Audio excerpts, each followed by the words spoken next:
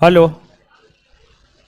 चलिए, जो पीछे वाला बेंच है जिस पे 3-4 लड़की बैठी हुई वो आगे आ जाइए, लड़का लोग भी बैठ जाएगा। ठीक है, आ जाइए, आगे आ जाइए। हल्ला नहीं करना है, हल्ला नहीं करना है। हल्ला करना गलत बात है।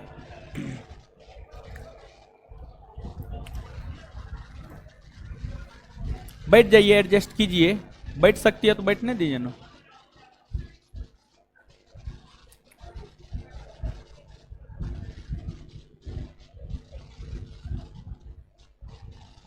चलिए, आ जाइए।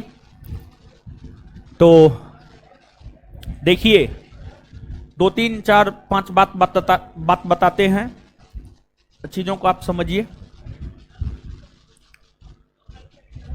आ जाइए जल्दी आइए।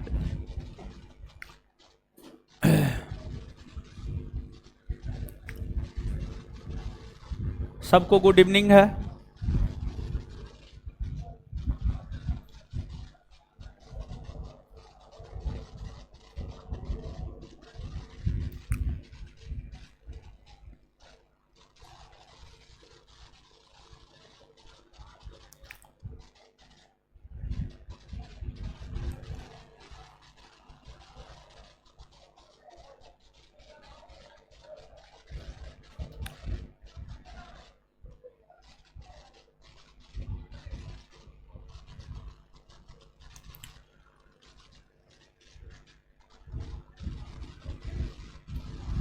देखिए, एक तो कुछ बात को समझिए आप। कुछ बहुत जरूरी बात है, पढ़ने से ज्यादा जरूरी बात है। देखिए, एक तो अगर आपको जीवन में सफल होना है तो आपको अनुशासित रहना होगा, अनुशासन में रहना होगा। और बचपन से लेकर आज तक आप ये बात सुनते हुए आ रहे हैं कि अनुशासन ही देश को महान बनाता है, अनुशासन ही देश को महान बनाता है। देखिए, देश महान किससे होता है? देश महान होता है देश के नागरिकों से। देश के नागरिकों से। देश के नागरिक अगर अच्छे हैं, देश के नागरिक अगर तरक्की कर रहा है, देश के नागरिक अगर उन्नति कर रहा है, मतलब देश महान है। और अगर देश के नागरिक उन्नति नहीं कर रहे हैं, देश महान नहीं है। तो देश हम आम नागरिकों से मिलकर बना है, तो देश को महान अनुशासन ही बनाता है।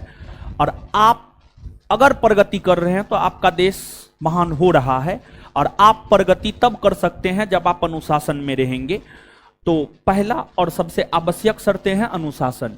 बिना अनुशासन का जो है आप कुछ भी नहीं कर सकते हैं।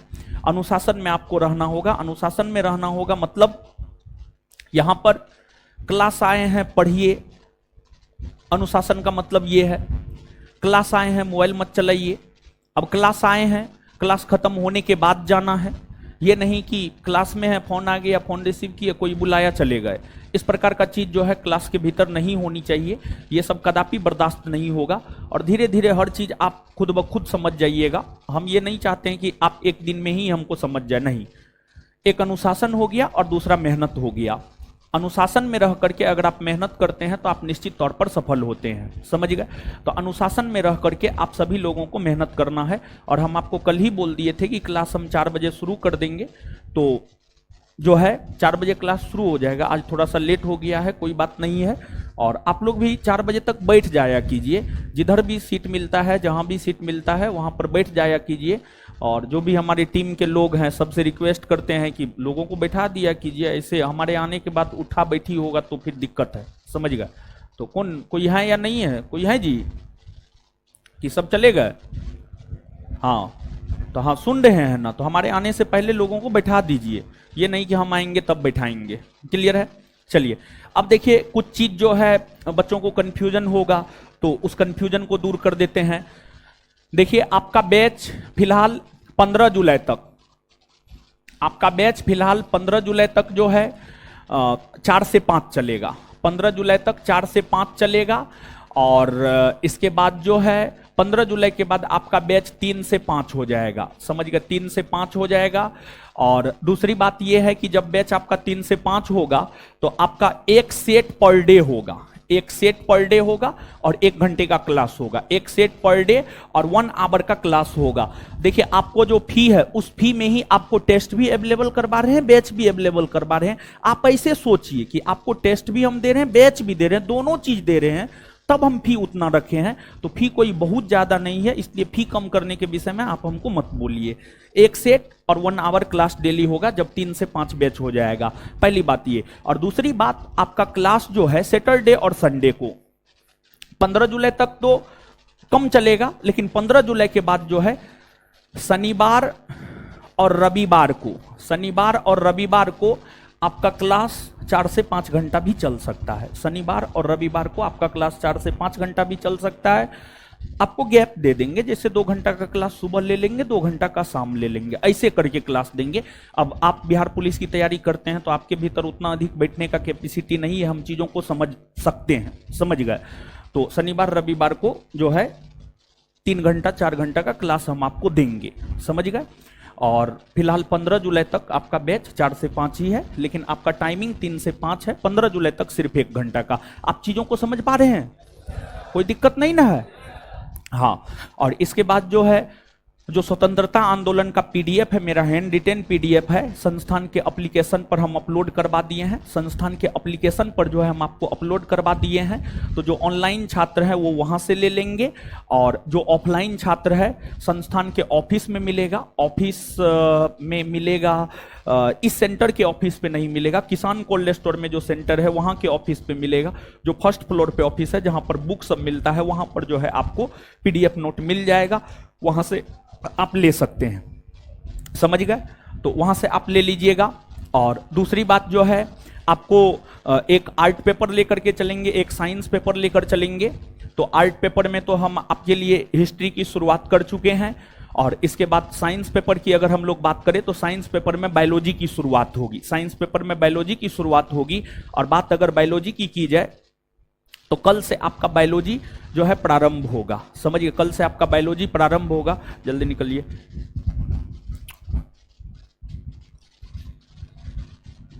बायोलॉजी प्रारंभ होगा।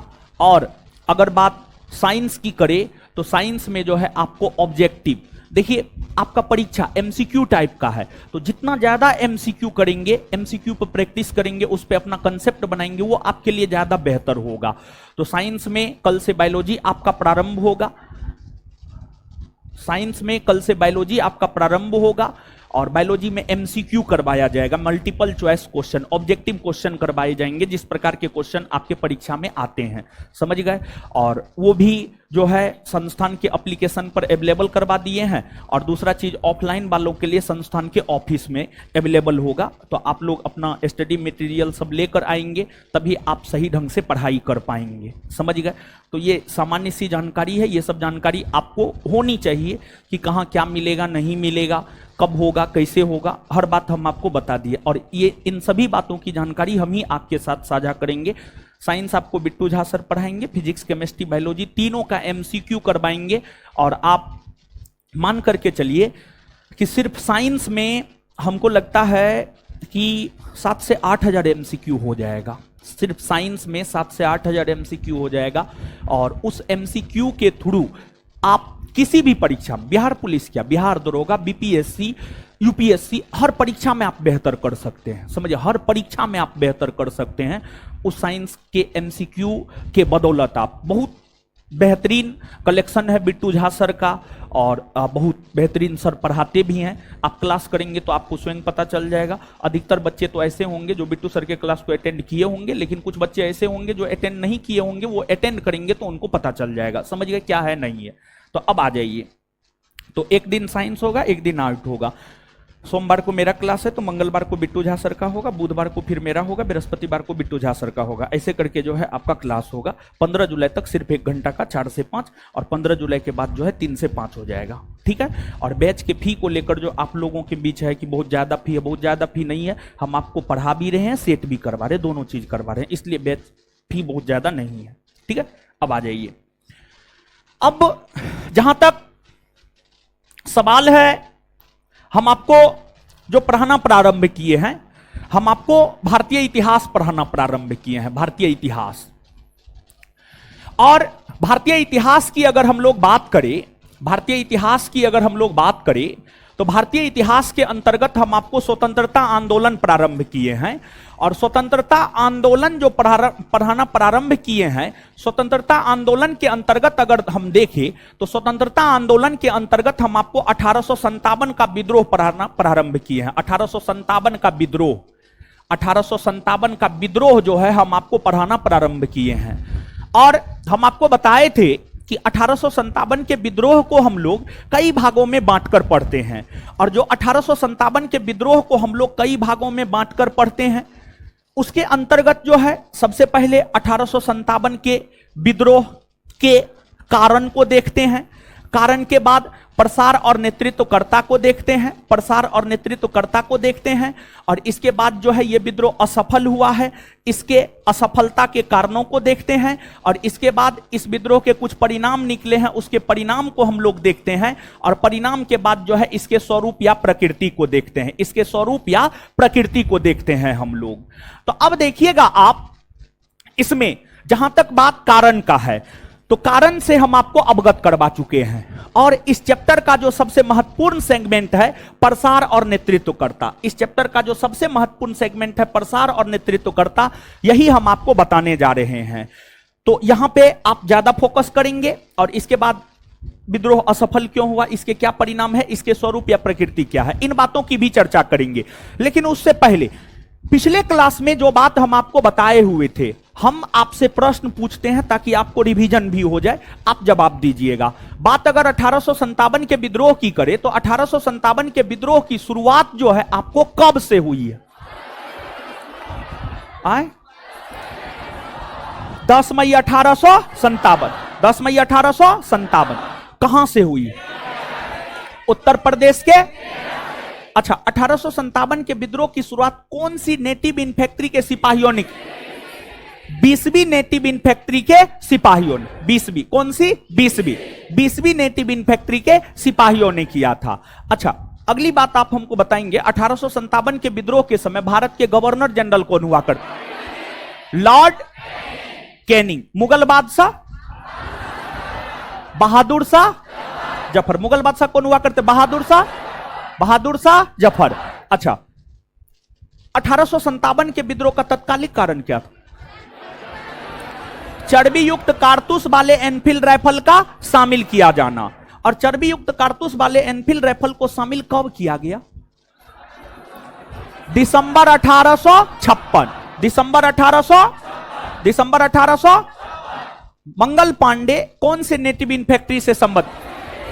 कौन सा? 34वां। कौन सा? 34वां। और 1857 के विद्रोह के कौन ऐसे नेता हुए जो विद्रोह शुरू होने से पहले ही शहीद हो? कौन? मंगल। और चर्बी युक्त कारतूस में गाय और सुअर की चर्बी मिली हुई थी, हां या ना? आधुनिक अनुसंधान बताता है नहीं कि हां उसमें मिला हुआ था।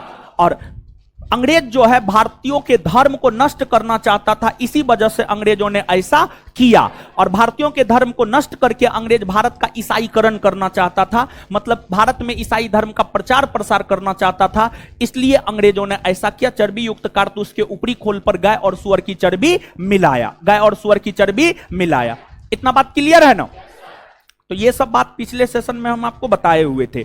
तो देखिए, पिछले सेशन में जब हम आपको बताए हुए थे तो हम आपको याद भी करवाए थे। याद करवाए थे कि नहीं करवाए थे? एकदम से हम आपको याद करवाए थे। तो देखिए, अनुशासन का मतलब हम आपको यही बताना चाह रहे थे कि जो चीज हो गया है, जो चीज आपको समझा बुझा करके याद करवा दिया गया है, आपको याद होना चाहिए। अभी आप हमको बताइए, क्या 100% बच्चा इन प्रश्नों का जवाब देने में सक्षम थे? नहीं थे। मुश्किल से हमको लगता है 50% बच्चा इन प्रश्नों का जवाब दिए हैं, 50% स्टूडेंट इन प्रश्नों का जवाब नहीं दिए हैं।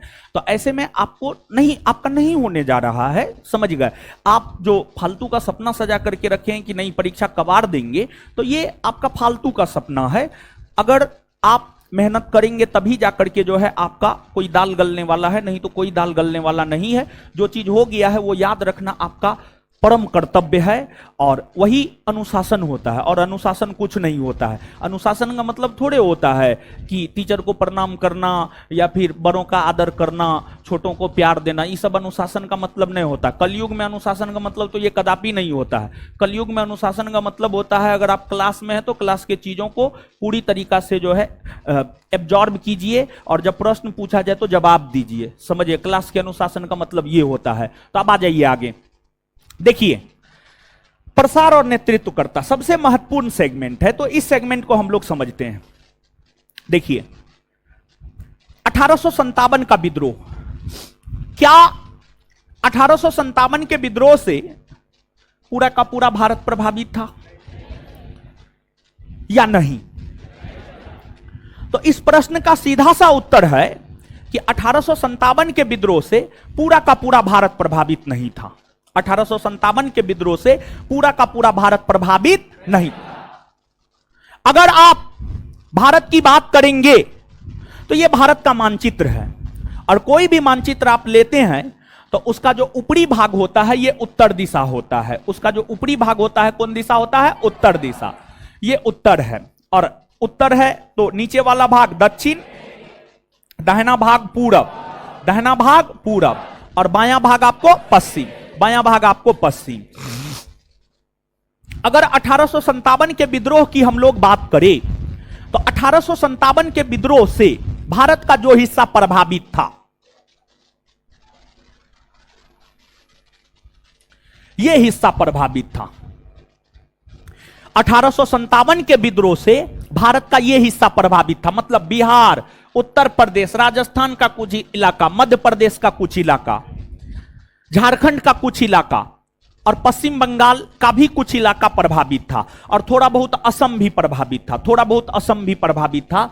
तो भारत का यह इलाका सिर्फ 1857 के विद्रोह से प्रभावित था। मतलब उत्तरी भारत प्रभावित था, पूर्वी भारत थोड़ा बहुत प्रभावित था, पश्चिमी भारत प्रभावित था। लेकिन अगर बात हम लोग दक्षिणी भारत की करें तो जो दक्षिणी भारत है, मतलब ये वाला जो भारत है, ये वाला जो भारत है, ये पूर्णतः अप्रभावित रहा, पूर्णतः अप्रभावित रहा है। दक्षिणी भारत 1857 के विद्रोह से एकदम से प्रभावित नहीं रहा है। तो आज के क्लास का जो पहला बात है, जो परीक्षा के लिहाज से आपको याद रखना है, वह यह है कि भारत का कौन ऐसा भाग है जो 1857 के विद्रोह से एकदम से प्रभावित नहीं रहा है। तो उसका उत्तर हो जाएगा आपको दक्षिणी भारत। दक्षिणी पूर्वी भारत थोड़ा बहुत था, पश्चिमी भारत भी थोड़ा बहुत प्रभावित था, उत्तरी भारत भी थोड़ा बहुत प्रभावित था। लेकिन क्या दक्षिणी भारत एकदम से कुछ भी, दक्षिणी भारत का कोई भी राज्य प्रभावित था? जी, ये बात समझ में आया? याद हुआ? तो 1857 के विद्रोह से भारत के कौन से भूभाग एकदम से प्रभावित नहीं थे? कौन नहीं थे? दक्षिणी भारत। अब देखिए, ये तो उत्तरी भारत, दक्षिणी भारत, पूर्वी भारत, पश्चिमी भारत के संदर्भ में यह बात हुई। अब राज्य के संदर्भ में आपसे एक प्रश्न पूछा जाता है। राज्य के संदर्भ में आपसे क्या पूछा जाता है? राज्य के संदर्भ में आपसे यह प्रश्न पूछा जाता है कि 1857 के विद्रोह से कौन से भारतीय राज्य सबसे ज्यादा प्रभावित रहा? कौन से भारतीय राज्य सबसे ज्यादा प्रभावित रहा है? तो 1857 के विद्रोह से जो भारतीय राज्य सबसे ज्यादा प्रभावित रहा है वह रहा है आपको उत्तर प्रदेश। कौन सा राज्य? उत्तर प्रदेश राज्य सबसे ज्यादा प्रभावित रहा है। पूरे 2800 राज्यों में अगर आप देखेंगे तो 2800 राज्यों में उत्तर प्रदेश सबसे ज्यादा प्रभावित रहा है। उत्तर प्रदेश की अगर आप बात करेंगे तो कानपुर हो गया, फैजाबाद हो गया, इलाहाबाद हो गया, झांसी हो गया, मेरठ हो गया। उत्तर प्रदेश का कोई ऐसा क्षेत्र नहीं था जो 1857 के विद्रोह से प्रभावित नहीं था। लगभग आप कह सकते हैं संपूर्ण उत्तर प्रदेश 1857 के विद्रोह से प्रभावित था। तो आज के सेशन में परीक्षा के लिहाज से जो दूसरा बात याद रखना है वह यह याद रखना है कि 1857 के विद्रोह में सबसे अधिक प्रभावित होने वाला भारतीय राज्य कौन? उत्तर प्रदेश। उत्तर प्रदेश, ठीक है। ये दो बात आपको याद रखना है। अब आप सब लोग जानते हैं पिछले सेशन में ही हमने भी आपको बताया है कि 1857 के विद्रोह की शुरुआत 10 मई 1857 को उत्तर प्रदेश के मेरठ से हुआ है। उत्तर प्रदेश के मेरठ से हुआ है। 1857 के विद्रोह की शुरुआत 10 मई 1857 को उत्तर प्रदेश के मेरठ से हुआ है। विद्रोही सिपाही मेरठ से निकलकर सीधे दिल्ली पहुंचा। विद्रोही सिपाही मेरठ से निकल करके सीधे दिल्ली पहुंचा और दिल्ली में विद्रोही सिपाहियों ने मुगल बादशाह बहादुर शाह जफर के साथ मुलाकात किया। विद्रोही सिपाहियों ने दिल्ली में मुलाकात किया मुगल बादशाह बहादुर शाह जफर। बहादुर शाह जफर विद्रोही सिपाहियों ने जब मुगल बादशाह बहादुर शाह जफर से मुलाकात किया, विद्रोही सिपाहियों ने जब मुगल बादशाह बहादुर शाह जफर से मुलाकात किया तो विद्रोही सिपाहियों ने बहादुर शाह जफर को यह कहा कि हम यह चाहते हैं कि आप इस विद्रोह का नेतृत्व करें। गौर से सुनिएगा, विद्रोही सिपाही, जिन सिपाहियों ने विद्रोह करना शुरू किया था, उन विद्रोही सिपाहियों ने दिल्ली पहुंचकर मुगल बादशाह बहादुर शाह जफर से मुलाकात की और विद्रोही सिपाहियों ने बहादुर शाह जफर को यह कहा कि हम यह चाहते हैं कि आप इस विद्रोह का नेतृत्व करें। जब बहादुर शाह जफर को विद्रोह का नेतृत्व करने को कहा गया, इन्होंने पहली दफा मना कर दिया, कहा ना, हम नेतृत्व ना करेंगे। लेकिन बहुत अधिक मनाने के बाद ये माने और इनकी पत्नी हुआ करती थी जीनत महल, और जीनत महल कन्विंस की इनको, इनकी पत्नी जीनत महल इनको कन्विंस की और जीनत महल के कारण ही बहादुर शाह जफर विद्रोह का नेतृत्व करने के लिए तैयार हुए। और विद्रोही सिपाहियों ने बहादुर शाह जफर को भारत का बादशाह घोषित किया। भारत का बादशाह घोषित किया और जब विद्रोही सिपाहियों ने बहादुर शाह जफर को भारत का बादशाह घोषित किया तो उस हैसियत से ही बहादुर शाह जफर ने भारत के तमाम राजा महाराजाओं के नाम से खत लिखा और उस खत के माध्यम से बहादुर शाह जफर ने भारत के राजा महाराजाओं से यह विनती किया कि आप इस विद्रोह में सिपाहियों का साथ दीजिए। लेकिन बहादुर शाह जफर की बात को भारत के राजे महाराजाओं ने नहीं माना और भारत के राजा महाराजाओं ने विद्रोही सिपाहियों का साथ नहीं दिया। और जानते हैं, एक बात आप याद रखिएगा, 1857 के विद्रोह में कोई भी भाग लिया हो, चाहे रानी लक्ष्मीबाई भाग ली हो या बेगम हजरत महल भाग ली हो या बहादुर शाह जफर भाग लिए हो या वीर कुंवर सिंह भाग लिए हो, 1857 के विद्रोह में कोई भी भाग लिया हो, सबका अपना अपना स्वार्थ छिपा हुआ था। कोई देश के लिए नहीं लड़ रहा था इस विद्रोह में। आप इस भ्रम में एकदम नहीं रहेंगे कि इस विद्रोह में बहादुर शाह जफर देश के लिए लड़ रहा था, वीर कुंवर सिंह देश के लिए लड़ रहा था, झांसी की रानी लक्ष्मीबाई देश के लिए लड़ रही थी। नहीं, कोई नहीं, कोई देश के लिए नहीं लड़ रहा था, अन्ना लड़ रही थी। सबका अपना अपना स्वार्थ छिपा हुआ था, सब अपने अपने लिए लड़ रहा था और लड़ रही थी। कहिएगा कैसे? तो देखिए, एक तो बहादुर शाह जफर, आप याद कीजिए कल के सेशन को, लॉर्ड डलहौजी ने बहादुर शाह जफर को क्या कहा था? लॉर्ड डलहौजी ने बहादुर शाह जफर को कहा था कि बहादुर शाह जफर के बाद मुगल बादशाह लाल किला में नहीं बल्कि कुतुब मीनार जैसे छोटे स्थान पर रहेंगे। यह उनका अपमान था कि लाल किला से हटाकर, लाल किला कौन बनाया था? इन्हीं के वंश के शाहजहां ने बनाया था। शाहजहां ने दिल्ली में लाल किला बनाया था। तो इन्हीं के वंशजों ने लाल किला बनाया और उसी लाल किला से इनको बाहर किया जा रहा था। तो ये अपमान नहीं था तो सम्मान था। क्या था ये? अपमान था। तो इनको अपमानित किया गया। फिर लॉर्ड कैनिंग ने क्या कहा था इसको? लॉर्ड कैनिंग ने कहा था कि इनके बाद बादशाह बादशाह नहीं बल्कि क्या कहलाएंगे? राजा। तो मुगल बादशाह का यह सब अपमान था। तो मुगल बादशाह को अंग्रेज बार बार अपमानित कर रहा था, धमकी दे रहा था, हम आपको गद्दी से हटा देंगे, हम फलना करेंगे, हम चिलना करेंगे। तो मुगल बादशाह को बार बार अपमानित किया जा रहा था। तो मुगल बादशाह को लगा जब हमें बार बार अपमानित ही किया जा रहा है, क्यों ना विद्रोही सिपाही अंग्रेजों को उखाड़ने के लिए आंदोलन कर रहा है, उसमें पार्टिसिपेट करे और उसमें पार्टिसिपेट करके और अगर विद्रोह सफल हो जाता है तो फिर से तो हम बादशाह बन जाएंगे, फिर से हमें हमारी बादशाहत कायम हो जाएगी। तो यह चाहता था अपनी बादशाहत को फिर से कायम करना, इसलिए इन्होंने 1857 के विद्रोह में भाग लिया। फिर आप नाना साहब का नाम सुने होंगे, कानपुर से नाना साहब ने 1857 के विद्रोह में भाग लिया। तो नाना साहब का पेंशन खत्म कर दिया गया था।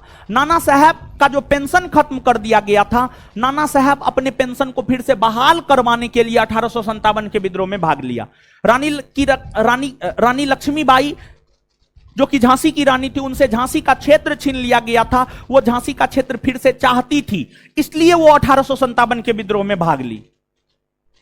बेगम हजरत महल उनसे अवध का क्षेत्र ले लिया गया था, वे अवध का क्षेत्र फिर से चाहती थी, इसीलिए वो 1857 के विद्रोह में भाग ली। तो 1857 के विद्रोह में भाग लेने वाले या लेने वाली जो भी क्रांतिकारी हैं, उन सभी का अपना अपना स्वार्थ छिपा हुआ था। उन सभी का अपना अपना स्वार्थ छिपा हुआ था। कोई भी देश के लिए 1857 के विद्रोह में भाग नहीं ले रहा था। आप इस भ्रम में एकदम नहीं रहिएगा, और एक एक करके हम आपको और भी स्पष्ट करेंगे, चिंता नहीं करना है। तो अगर बात बहादुर शाह जफर की करे, तो बहादुर शाह जफर जब तैयार हुए तब दिल्ली में 1857 के विद्रोह की शुरुआत हुई। और बात अगर दिल्ली की करे तो दिल्ली में 1857 के विद्रोह की शुरुआत 12 मई 1857 को हुआ है। 12 मई 1857। मेरठ के बाद विद्रोह की शुरुआत दूसरे अगर किसी शहर में हुई है तो फिर दिल्ली में हुई है। मेरठ में 10 मई 1857 और दिल्ली में 1857 के विद्रोह की शुरुआत हुई है 12 मई 1857। 12 मई 1857। 12 मई 1857 को जब दिल्ली में विद्रोह की शुरुआत हुई तो इस विद्रोह को नेतृत्व प्रदान किया बहादुर शाह जफर ने। इस विद्रोह को नेतृत्व प्रदान किया बहादुर शाह जफर ने। लेकिन जब बहादुर शाह जफर विद्रोह को नेतृत्व प्रदान कर रहा था, काफी उम्र हो चुका था इनका, काफी उम्र हो चुका था। इसलिए इन्होंने नेतृत्व तो किया, लेकिन इन्होंने सैन्य नेतृत्व नहीं किया। सेना का नेतृत्व इन्होंने नहीं किया। दिल्ली से नेतृत्व इन्होंने किया, लेकिन सैन्य नेतृत्व इन्होंने नहीं किया। बल्कि दिल्ली में सेना के नेतृत्व की अगर हम लोग बात करें तो दिल्ली में सेना का नेतृत्व जो है आपको वक्त खाने किया था। सेना का नेतृत्व जो है आपको वक्त खाने किया। और देखिए अंग्रेजों के दिमाग में क्या गया।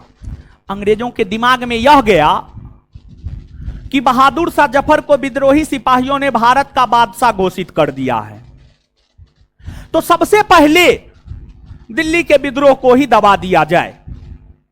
और दिल्ली के विद्रोह को जब दबा दिया जाएगा तब धीरे धीरे अन्य क्षेत्र के विद्रोहों को दबाने का काम किया जाएगा। और दिल्ली में विद्रोह काफी जोर शोर से शुरू हुआ, काफी जोर शोर से दिल्ली में विद्रोह शुरू हुआ। और जब दिल्ली में विद्रोह काफी जोर शोर से शुरू हुआ तो अंग्रेजी गवर्नमेंट ने दिल्ली में विद्रोह को दबाने के लिए अपना पूरा दमखम लगा दिया, अपना पूरा दमखम लगा दिया। और एक बड़ी सेना दिल्ली के क्षेत्र में विद्रोह को दबाने के लिए अंग्रेजी सरकार के द्वारा भेजा गया। और दिल्ली के क्षेत्र में विद्रोह को दबाने के लिए जो एक बड़ी सेना भेजा गया था, वह सेना निकलसन और हडसन के नेतृत्व में भेजा गया था। निकलसन और हडसन, निकलसन और हडसन के नेतृत्व में जो है वह सेना भेजा गया था दिल्ली। और निकलसन और हडसन के नेतृत्व में जो सेना दिल्ली पहुंची थी विद्रोह को दबाने के लिए, वह सेना परत दर परत, स्टेप बाय स्टेप दिल्ली में विद्रोह को दबाना शुरू किया। और दिल्ली में जब विद्रोह को दबाना शुरू किया तो दिल्ली में विद्रोह को दबाते हुए निकलसन मारा गया, निकलसन मारा गया। लेकिन धीरे धीरे हडसन ने दिल्ली के क्षेत्र में विद्रोह को दबा दिया। तो दिल्ली के क्षेत्र में विद्रोह को दबाने में जो सफल हुआ है वो हडसन है। और आपको यह भी जानना चाहिए कि दिल्ली में विद्रोह मई 1857 से सितंबर 1857 के बीच चला। सितंबर 1857 के बीच चला। मई, जून, जुलाई, अगस्त, सितंबर, मुश्किल से 4 माह दिल्ली में विद्रोह चला था, मुश्किल से 4 माह। और मात्र 4 माह के भीतर दिल्ली में विद्रोह को दबा दिया गया। और आपको यह बात भी जानना चाहिए कि 1857 का विद्रोह सबसे पहले अगर किसी क्षेत्र में दबा है तो वह दिल्ली का इलाका है। 1857 का विद्रोह सबसे पहले अगर किसी शहर में दबाया गया है तो वह दिल्ली का इलाका है। आपसे यह प्रश्न पूछा जाता है, आप पूर्वावलोकन पलट करके देखिएगा। पूर्वावलोकन एक प्रकार का क्वेश्चन बैंक है। उस क्वेश्चन बैंक में आपको यह क्वेश्चन मिल जाएगा, निम्नलिखित में से भारत के किस शहर में सर्वप्रथम 1857 के विद्रोह को दबाया गया? आंसर हो जाएगा दिल्ली। क्या हो जाएगा आंसर? दिल्ली। क्या हो जाएगा? दिल्ली। और जब दिल्ली में विद्रोह दबाए जाने लगे, अब स्पष्ट हो गया कि विद्रोह दब जाएगा, स्पष्ट हो गया कि विद्रोह दब जाएगा। तब बहादुर शाह जफर छिप गया। बहादुर शाह जफर कहां जाकर छिप गया? तो हुमायूं के मकबरा में जाकर छिप गया। हुमायूं का मकबरा दिल्ली में है। हुमायूं के मकबरा में जाकर छिप गया। और हुमायूं का मकबरा कहां है? दिल्ली में। हुमायूं का मकबरा कहां है? दिल्ली में। और हुमायूं के मकबरा को मुगलों का कब्रिस्तान कहा जाता, मुगलों का कब्रिस्तान कहा जाता है। और हुमायूं के मकबरा को मुगलों का कब्रिस्तान इसलिए कहा जाता है क्योंकि कई सारे मुगल बादशाह ऐसे हैं जिनको हुमायूं के मकबरा में ही दफनाया गया है। और मुगल राज परिवार के अधिकतर लोग ऐसे हैं जिन्हें हुमायूं के मकबरा में दफनाया गया है। हुमायूं के मकबरा में मुगल राज परिवार के 40 से 50 लोगों को दफनाया गया। यही कारण है कि हुमायूं के मकबरा को मुगलों का कब्रिस्तान कहा जाता। क्या कहा जाता? मुगलों का कब्रिस्तान, मुगलों का कब्रिस्तान, मुगलों का कब्रिस्तान कहा जाता है। हुमायूं के मकबरा में जाकर छिप गया था कौन? बहादुर शाह जफर। और इस बात की सूचना सिर्फ जीनत महल को थी। और जीनत महल ने यह सूचना अंग्रेजों को दे दी, जो कि उसकी पत्नी थी। गौर से सुनिएगा, देखिए, जब बहादुर शाह जफर विद्रोह में भाग नहीं ले रहा था तो विद्रोह में भाग लेने के लिए प्रेरित भी जीनत महल ने ही की। और जब बेचारा अपना जान बचाने के लिए हुमायूं के मकबरा में छिपा, यह सूचना भी जीनत महल ने ही अंग्रेजों को ही दे दी। मतलब दोनों काम कर रही है, एक तरफ प्रेरित भी कर रही है विद्रोह करने के लिए और दूसरे तरफ उनके साथ धोखाधड़ी भी कर रही है। तो सिचुएशन के अकॉर्डिंग, सिचुएशन के कारण ऐसा करना पड़ा था। मजबूरी में जीनत महल ने ऐसा की, मजबूरी में जीनत महल ने ऐसा की। ऐसा नहीं था कि जीनत महल खुशी खुशी ऐसा की, ऐसा कोई बात नहीं था।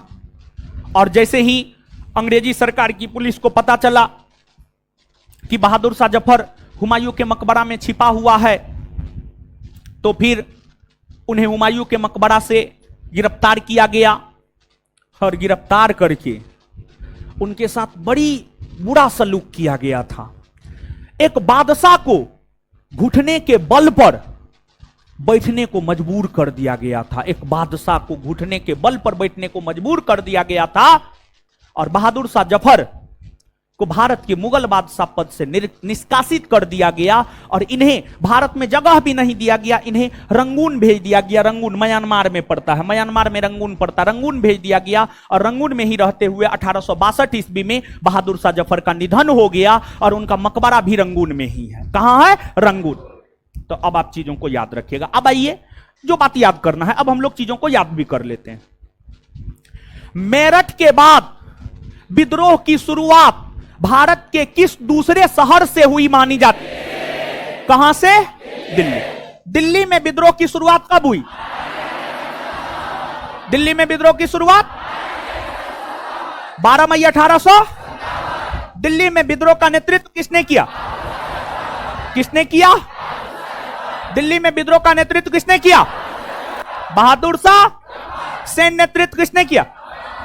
सैन्य नेतृत्व। दिल्ली के क्षेत्र में विद्रोह को दबाते हुए कौन अंग्रेज मारा गया? कौन अंग्रेज मारा गया? दिल्ली के क्षेत्र में विद्रोह को दबाते हुए कौन अंग्रेज मारा गया? किस अंग्रेज ने दबा दिया? किस अंग्रेज ने दबा दिया? सबसे पहले भारत के किस शहर में विद्रोह को दबाया गया? दिल्ली। सबसे पहले भारत के किस शहर में विद्रोह को दबाए? कहां? अच्छा एक बात बताइए, बहादुर शाह जफर जब विद्रोह दबाए जाने लगे थे तो बहादुर शाह जफर को किसके मकबरा में जाकर छिप? किसके मकबरा में? हुमायूं का मकबरा कहां? दिल्ली। हुमायूं का मकबरा? मुगलों का कब्रिस्तान।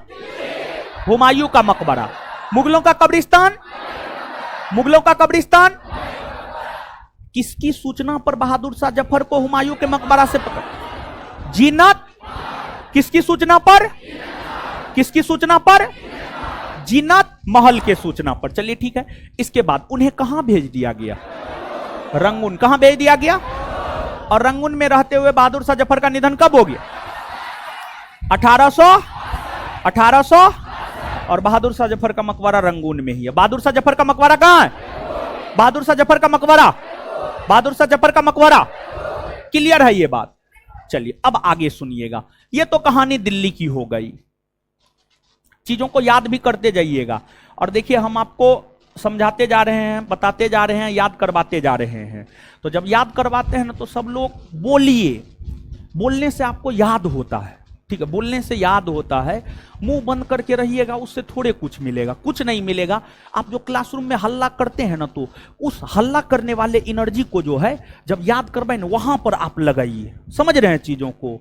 तो हल्ला नहीं करना है। और दीदी जी लोग, आप लोग को भी बोलना है। ऐसा नहीं कि आप लोग एकदम स्पेशल है, कि आप लोग एकदम कालिदास का वरदान है। समझ गए? आप लोग को कालिदास का वरदान है, नहीं भी बोलिएगा तो याद हो जाएगा। ऐसी कोई बात नहीं है, हर किसी को बोलना है। समझ गए? आगे आ जाइए। अब देखिएगा 1857 के विद्रोह के विषय में हमने आपको यह बात बताया है कि 1857 के विद्रोह का या 1857 के विद्रोह से सबसे अधिक प्रभावित अगर कोई राज्य है तो उत्तर प्रदेश। उत्तर प्रदेश। अब हम लोग बात करते हैं उत्तर प्रदेश की। उत्तर प्रदेश में कई शहर है और उत्तर प्रदेश से होकर गंगा नदी गुजरती है। ये भी बात आप जानते हैं कि नहीं जानते? गंगा नदी गुजरती है उत्तर प्रदेश से और गंगा नदी उत्तर प्रदेश के कई जिलों से होकर गुजरती है। और उत्तर प्रदेश के सभी जिलों में गंगा नदी के तट पर बसा हुआ सबसे बड़ा जिला है कानपुर। कौन है? कानपुर। कानपुर गंगा नदी के तट पर बसा हुआ है और कानपुर उत्तर प्रदेश के सभी जिलों में सबसे बड़ा जिला है जो गंगा नदी के तट पर बसा हुआ है। आपसे पूछा जाता है कि गंगा नदी के तट पर बसा हुआ उत्तर प्रदेश का सबसे बड़ा जिला कौन है? तो उत्तर आंसर कानपुर। एक बार फिर से क्वेश्चन सुनिएगा ध्यान से। गंगा नदी के तट पर बसा हुआ उत्तर प्रदेश का सबसे बड़ा जिला कौन है? आंसर कानपुर। आंसर कानपुर। क्या हो जाएगा? कानपुर। तो अब हम चर्चा करने जा रहे हैं कानपुर की। किसकी चर्चा करने जा रहे हैं? कानपुर। उत्तर प्रदेश के शहर कानपुर की चर्चा करने जा रहे हैं। कानपुर।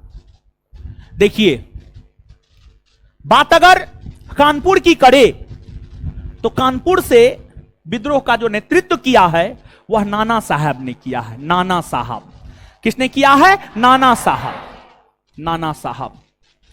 नाना साहब ने किया है। अब नाना साहब कौन थे? नाना साहब कौन थे इसको भी जानिए। देखिए, हम आपको इतिहास में ही एक चैप्टर पढ़ाएंगे, मराठा। इतिहास में ही एक चैप्टर मराठा पढ़ाएंगे। और बात अगर आप मराठों की करेंगे, तो मराठा साम्राज्य के अंतर्गत एगो छत्रपति हुआ करता था और एगो पेशवा हुआ करते थे। एगो छत्रपति और एगो पेशवा। मराठा साम्राज्य के अंतिम पेशवा हुए बाजीराव द्वितीय। मराठा साम्राज्य के अंतिम पेशवा बाजीराव द्वितीय हुए। बाजीराव द्वितीय को अंग्रेजी सरकार पेंशन दिया करती थी, पेंशन दिया करती थी। मराठा साम्राज्य के अंतिम पेशवा बाजीराव द्वितीय को अंग्रेजी सरकार पेंशन दिया करती थी। क्या दिया करती थी? लेकिन 1853 ईस्वी में बाजीराव द्वितीय का निधन हो गया। बाजीराव द्वितीय का जब निधन हो गया तो अंग्रेजों ने पेंशन देना बंद कर दिया और बाजीराव द्वितीय का ही दत्तक पुत्र या गोद लिया हुआ पुत्र नाना साहब था। मराठों के अंतिम पेशवा बाजीराव द्वितीय का गोद लिया हुआ पुत्र था नाना साहब। बाजीराव द्वितीय का गोद लिया हुआ पुत्र कौन था? नाना साहब। 1853 ईस्वी में, कब? 1853 ईस्वी में। 1853 ईस्वी में जब बाजीराव द्वितीय का निधन हो गया तो अंग्रेजी सरकार ने मराठों को पेंशन देना बंद कर दिया, यानी नाना साहब को पेंशन देना बंद कर दिया। कहा आपके पिताजी का निधन हो गया है, अब हम आपको पेंशन नहीं देंगे। तो अंग्रेजी सरकार ने नाना साहब की पेंशन छीन ली। और जब अंग्रेजी सरकार ने नाना साहब का पेंशन छीन लिया तो नाना साहब के सलाहकार हुआ करते थे अजीमुल्ला। नाना साहब के सलाहकार कौन हुआ करते थे? अजीमुल्लाह नाना साहब के सलाहकार हुआ करते थे। नाना साहब ने अपने सलाहकार अजीमुल्लाह को लंदन भेजा। नाना साहब ने अपने सलाहकार अजीमुल्लाह को कहां भेजा? लंदन भेजा। अब लंदन क्यों भेजा? तो पेंशन की पैरवी करवाने को लेकर लंदन भेजा। तो अजीमुल्लाह लंदन गए नाना साहब के पेंशन की पैरवी करने को लेकर। अजीमुल्लाह ने पेंशन की पैरवी किया, लेकिन फिर भी नाना साहब का पेंशन बहाल नहीं हुआ। और जब नाना साहब का पेंशन बहाल नहीं हुआ तो नाना साहब को अंग्रेजी सरकार से खुन्नस था कि अंग्रेजी सरकार ने हमारा पेंशन बहाल नहीं किया। इसलिए नाना साहब 1857 के विद्रोह में कूद पड़े थे। अगर नाना साहब का पेंशन बहाल अंग्रेजी सरकार कर देता तो फिर नाना साहब 1857 के विद्रोह में नहीं कूदते। तो इनका अपना स्वार्थ छिपा हुआ है कि नहीं छिपा हुआ? ये देश के लिए गए, देश के लिए लड़ा है। नहीं, आप भ्रम में मत रहिए, एकदम भ्रम में मत रहिए। अपने लिए लड़ा है, अपने पेंशन को बहाल करवाने के लिए लड़ा है नाना साहब। और नाना साहब का मूल नाम हुआ करता था धोंधू पंत। नाना साहब का मूल नाम क्या हुआ करता था? धोंधू पंत। तो नाना साहब ने नेतृत्व किया कानपुर से, लेकिन ध्यान रहे कि सैन्य नेतृत्व नाना साहब ने नहीं किया था, बल्कि सैन्य नेतृत्व किया था तात्या टोपे ने। कानपुर के क्षेत्र से अगर बात सैन्य नेतृत्व की करे तो सैन्य नेतृत्व किया था आपको तात्या टोपे ने। तात्या टोपे ने किया था। तात्या टोपे का मूल नाम था रामचंद्र पांडुरंग। रामचंद्र पांडुरंग जो है तात्या टोपे का मूल नाम था। और कानपुर में भी विद्रोह काफी सक्रियता से चलाया गया। कानपुर में जब विद्रोह काफी सक्रियता से चलने लगा तो कानपुर के क्षेत्र में विद्रोह को दबाने के लिए कैंपबेल के नेतृत्व में एक बड़ी सेना भेजी गई। और कैंपबेल के नेतृत्व में कानपुर में विद्रोह को दबाने के लिए जो बड़ी सेना भेजी गई, उस बड़ी सेना ने कानपुर के क्षेत्र में विद्रोह को दबा दिया। यानी कानपुर में विद्रोह को दबाने का श्रेय कैंपबेल को जाता है। और जब विद्रोह कानपुर में दबाया जाने लगा तब नाना साहब भागकर नेपाल चले गए। नाना साहब भागकर कहां चले गए? नेपाल। कहां चले गए? नेपाल। भागकर नेपाल चले गए। तात्या टोपे भारत में ही रहे। तात्या टोपे अंग्रेजी सरकार के डर से चोरी छिपे अलग अलग जगह पर अपना पहचान बचाकर जान बचाने का प्रयास कर रहा था। तात्या टोपे का एक मित्र था, उसका नाम था मान सिंह। तात्या टोपे का एक मित्र था, उसका नाम था मान सिंह। तात्या टोपे मान सिंह पर काफी विश्वास करता था और तात्या टोपे के विषय में सब कुछ मान सिंह को पता था। सब कुछ मान सिंह को पता था। मान सिंह को अंग्रेजी सरकार ने लोभ दिया। मान सिंह लोभ में आ गया और मान सिंह लोभ में आकर तात्या टोपे के विषय में बता दिया कि तात्या टोपे कहां है। और जैसे ही अंग्रेजी सरकार की पुलिस को पता चला, तात्या टोपे को पकड़ लिया गया और फांसी पर लटका दिया गया। तो 1857 के विद्रोह के नेताओं में तात्या टोपे एक ऐसे नेता है जो अपने मित्र के धोखाधड़ी के कारण मारा गया था। आपसे यह भी बात पूछा जाता है 1857 के विद्रोह के नेताओं में कौन ऐसे नेता हुए जो अपने मित्र के धोखाधड़ी के कारण मारे गए थे? तो आंसर हो जाएगा तात्या टोपे। आंसर हो जाएगा तात्या। ये बात कुछ समझ में आया? एक सेकंड में बता दीजिए। अब कानपुर से 1857 के विद्रोह का नेतृत्व किसने किया? किसने किया? किसने किया? नाना साहब ने। क्यों किया? क्योंकि अंग्रेजी सरकार ने उनका पेंशन बंद कर दिया। क्योंकि अंग्रेजी सरकार ने उनका पेंशन इसलिए ना। चलिए, नाना साहब का मूल नाम क्या था? नाना साहब का मूल नाम नाना साहब के सलाहकार नाना साहब के पेंशन की पैरवी को लेकर लंदन कौन गया था? लेकिन फिर भी क्या पेंशन बहाल हो पाया? पेंशन बहाल हो पाया? अच्छा, कानपुर के क्षेत्र से सैन्य नेतृत्व किसने किया? तात्या टोपे का मूल नाम। अच्छा, 1857 के विद्रोह के कौन ऐसे नेता हुए जो अपने मित्र के धोखाधड़ी के कारण मारे गए? कौन? तात्या टोपे अपने किस मित्र के धोखाधड़ी के कारण मारे गए? किसके कारण? अच्छा, कानपुर में जब विद्रोह दबाया जाने लगा तो नाना साहब भागकर कहां चले गए? नेपाल चले गए। कानपुर में विद्रोह को किसने दबाया? किसने दबाया? बात क्लियर? चलिए, अब इसके बाद अब देखिएगा, आज के डेट में उत्तर प्रदेश की जो राजधानी नगर है वह लखनऊ है। उस समय एक देशी रियासत हुआ करता था, उसका नाम था अवध। क्या नाम था? अवध। और अवध की राजधानी उस समय लखनऊ हुआ करती थी। और जानते हैं, उस समय के उत्तर प्रदेश का मतलब अवधे होता था और उस समय के बिहार का मतलब मगध होता था। उस समय, जिस समय 1857 ईस्वी के समय की हम बात कर रहे हैं, उस समय बिहार का मतलब मगध होता था और उस समय उत्तर प्रदेश का मतलब अवध होता था। तो अवध और अवध की राजधानी हुआ करती थी लखनऊ। अवध की राजधानी कहां? लखनऊ। अवध की राजधानी लखनऊ। 1856 ईस्वी के समय, 1857 के विद्रोह की बात कर रहे हैं तो 1856 बोल रहे हैं, ध्यान से सुनिएगा। 1856 ईस्वी के समय अवध के नवाब हुआ करते थे वाजिद अली शाह, जिसे अवध का अंतिम नवाब माना जाता है। अवध का अंतिम नवाब वाजिद अली शाह। वाजिद अली शाह को लॉर्ड डलहौजी ने गद्दी से हटा दिया।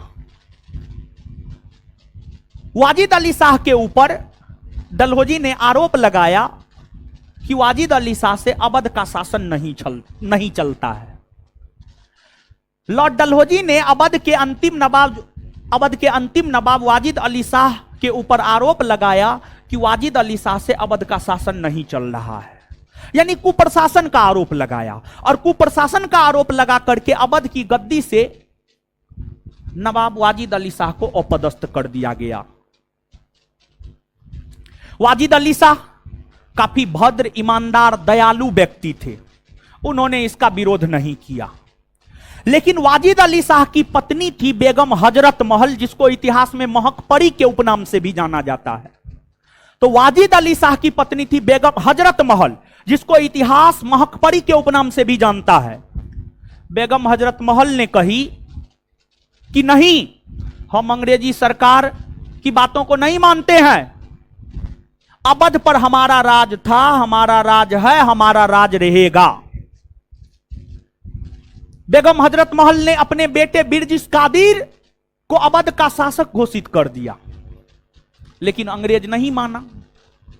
अंग्रेज अवध बेगम हजरत महल को नहीं लौटाया। बेगम हजरत महल हर संभव प्रयास की कि अवध उन्हें लौटा दिया जाए, लेकिन अंग्रेज नहीं माना। और तब फिर अवध तथा लखनऊ के क्षेत्र से 1857 के विद्रोह में भाग लेने का काम बेगम हजरत महल और उसके पुत्र बिरजिस कादिर ने किया। तो अवध और लखनऊ के क्षेत्र से 1857 के विद्रोह में भाग बेगम हजरत महल और उसका बेटा बिरजिस कादिर ने लिया। बिरजिस कादिर ने, उसका बेटा बिरजिस कादिर ने लिया। और जानते हैं, अवध 1857 के विद्रोह से प्रभावित इलाकों में अवध एक ऐसा इलाका था जहां आम जनता ने भी भाग लिया।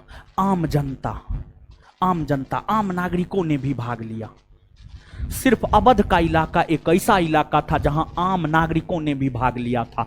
अवध के अलावा अन्य किसी भी क्षेत्र में आम नागरिकों ने भाग नहीं लिया था। और दूसरी बात, 1857 का विद्रोह जो विद्रोही सिपाहियों के द्वारा किया जा रहा था, उस विद्रोही सिपाही में भी सबसे ज्यादा सैनिक अवध के ही थे। तो दो बात यहां पर, 1857 के विद्रोह से प्रभावित क्षेत्रों में कौन ऐसा क्षेत्र था जहां आम जनता ने भाग लिया? तो आंसर अवध। दूसरा प्रश्न, 1857 के विद्रोह में कौन ऐसा क्षेत्र था जहां से सर्वाधिक सैनिक भाग लिए? अवध है। क्लियर है? तो अब अवध में विद्रोह काफी जोर शोर से चला, लेकिन जिस जोर शोर से अवध में विद्रोह चला, उतनी ही बड़ी सेना कैंपबेल के नेतृत्व में लखनऊ तथा अवध के क्षेत्र में विद्रोह को दबाने के लिए भेज दिया गया। और कैंपबेल से पहले लॉरेंस के नेतृत्व में सेना भेजा गया था। और लखनऊ के क्षेत्र में विद्रोह को दबाते हुए अंग्रेज अधिकारी लॉरेंस मारा गया। लॉरेंस के मारे जाने के बाद कैंपबेल के नेतृत्व में एक बड़ी सेना अवध आई। और कैंपबेल के नेतृत्व में जो बड़ी सेना अवध आई, उस बड़ी सेना ने लखनऊ तथा अवध के क्षेत्र में विद्रोह को दबा दिया। और जब लखनऊ तथा अवध के क्षेत्र में विद्रोह दबाए जाने लगे, अब बेगम हजरत महल को लगा कि नहीं, विद्रोह दबा दिया जाएगा, तो बेगम हजरत महल भी भागकर नेपाल चली गई। कहां चली गई? नेपाल। बात कुछ समझ में आया? तो आइए एक सेकेंड में, लखनऊ तथा अवध के क्षेत्र में विद्रोह का नेतृत्व किसने किया? बेगम हजरत महल और उसका बेटा बिरजिस। अवध और लखनऊ के क्षेत्र में विद्रोह का नेतृत्व किसने किया? महक परी के उपनाम से किसे जाना जाता? महक परी के उपनाम से। लखनऊ के क्षेत्र में विद्रोह को दबाते हुए कौन मारा गया? कौन मारा गया? किसने दबा दिया? किसने दबा दिया? बेगम हजरत महल भागकर कहां चली गई? कहां चली गई? कहां चली गई? नेपाल चली गई। इसके बाद अवध के अंतिम नवाब कौन हुए? वाजिद अली शाह। अवध के अंतिम नवाब वाजिद अली शाह। अवध के अंतिम नवाब। अवध को कौन आधार पर ब्रिटिश भारत में मिलाया गया? कुशासन। कौन आधार पर? अवध को किस आधार पर ब्रिटिश भारत में मिलाया गया? कुशासन। कौन आधार पर? अवध को कौन आधार पर ब्रिटिश भारत में मिलाया गया? किसने मिलाया? डलहौजी। किसने मिलाया? कब मिलाया? 1856। कब मिलाया? किस क्षेत्र में आम जनता ने पार्टिसिपेट किया? किस क्षेत्र में? सबसे ज्यादा सैनिक कहां? सबसे ज्यादा सैनिक इतना बात याद हुआ? अब देखिए, ऑनलाइन वालों से रिक्वेस्ट है कि आप पीडीएफ निकाल करके पढ़ना शुरू कर दीजिए, ठीक है। और ऑफलाइन वालों से रिक्वेस्ट है कि आप पीडीएफ ले करके पढ़ना शुरू कर दीजिए। कुछ ऐसी बातें हैं जो पीडीएफ में नहीं होगा, उसको हम आपको नोट डाउन करवा देंगे, समझ गए। और देखिए, आप 1857 का विद्रोह पढ़िए या जो भी हम आपको पढ़ाएंगे, आप किसी भी परीक्षा का क्वेश्चन बैंक पलट करके बनाइएगा, आपसे 100% क्वेश्चन बनेगा, ठीक है। और सब लोगों से रिक्वेस्ट है, हमारे जो भी सहयोगी सदस्य है उनसे भी आपसे ये रिक्वेस्ट है कि आप जो है 4 बजे तक लोगों को बैठा दे, ताकि 4 बजे हम आए तो क्लास शुरू हो जाए। और आप लोगों से भी रिक्वेस्ट है, सबसे बड़ा चीज आप लोग हैं, समझ गए। आप लोग 4 बजे तक प्रयास कीजिए बैठ जाने का, ताकि क्लास शुरू हो जाए टाइम से। और कल कौन चीज का क्लास है? बायोलॉजी का क्लास है। ऑब्जेक्टिव लेकर के आइएगा, ठीक ना? हाँ, और पढ़िए, मेहनत कीजिए, हम आपके साथ हैं, मेहनत कीजिए बढ़िया से। और देखिए, एक तरफ से लड़का लोग निकलिए, इधर से निकलिए, और इधर से जो है उधर से नहीं निकलना है। है कौन है स्टाफ सब जी? अरे क्या करते रहते, एक तरफ से निकालिए, एक तरफ से इंटर करेगा, अजीब हाल है, दोनों साइड से निकालते हैं। हाँ, तो इधर से निकलेगा, इधर से निकालिए। चलिए ठीक है, फिलहाल 1 ही घंटा क्लास हो रहा है, धीरे धीरे 2 घंटा भी होगा। चलिए ठीक है, धन्यवाद। इससे आगे मिलते हैं अगले क्लास में। आप लोग